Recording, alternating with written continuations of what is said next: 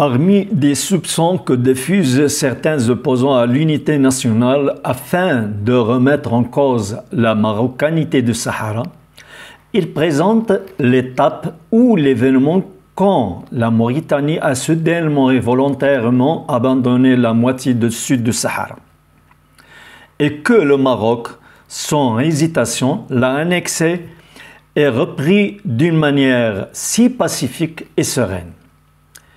Ces ennemis-là, plutôt interférents et mauvais tendancieux, considèrent cette annexion comme une occupation, sans crédibilité, voire hors du droit international, ainsi que d'autres suspicions et absurdités.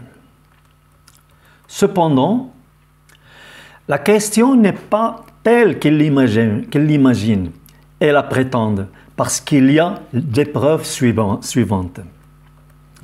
Premièrement, le Maroc s'était mis d'accord comme étape transitoire avec la Mauritanie pour faciliter en paix le retrait du colonisateur espagnol, sous le principe d'un partage du droit entre deux États.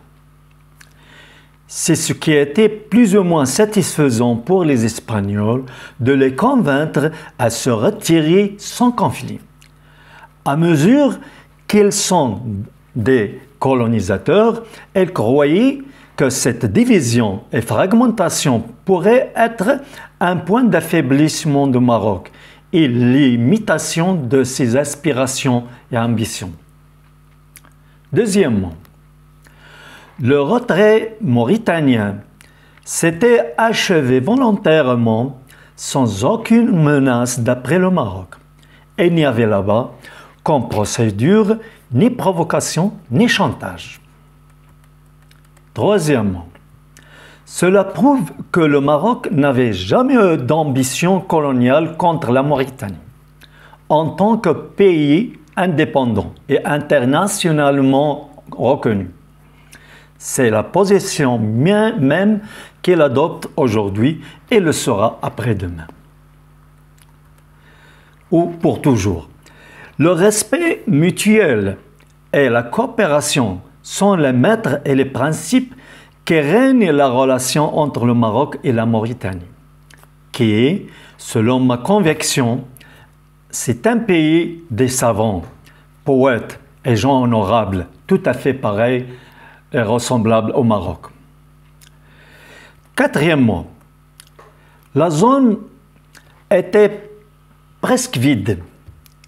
La zone saharienne du sud, semi-abandonnée, de même coûteuse en termes d'investissement, de reconstruction et équipement. De fait que la Mauritanie n'a pas été en mesure de contenir. Autrement dit, il y avait toujours des liens historiques, géographiques, spirituels, culturels qui relient ses habitants avec le royaume du Maroc.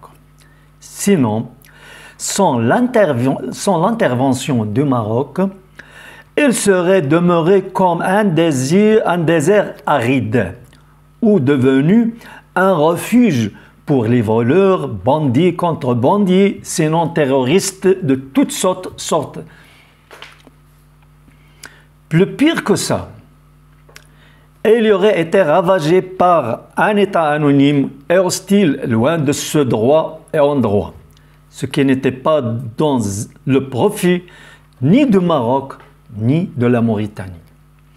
Même aussi pour certains mauvais voisins qui se tiennent permanents des séparatistes illégaux en faveur de leurs ambitions expansionnistes. En conclusion, de toute façon, en mesure raisonnable, cette annexion, plutôt récupération et recouvrement du Sahara marocain par le royaume marocain était tout à fait légitime, religieusement, politiquement, voire à l'échelon national et sécuritaire de toutes parts. On se demande alors finalement, est-ce qu'après cette sage procédure, y a-t-il une solution typique plus valable que celle-ci pour la région et ses habitants? À vous de juger raisonnablement. Merci bien.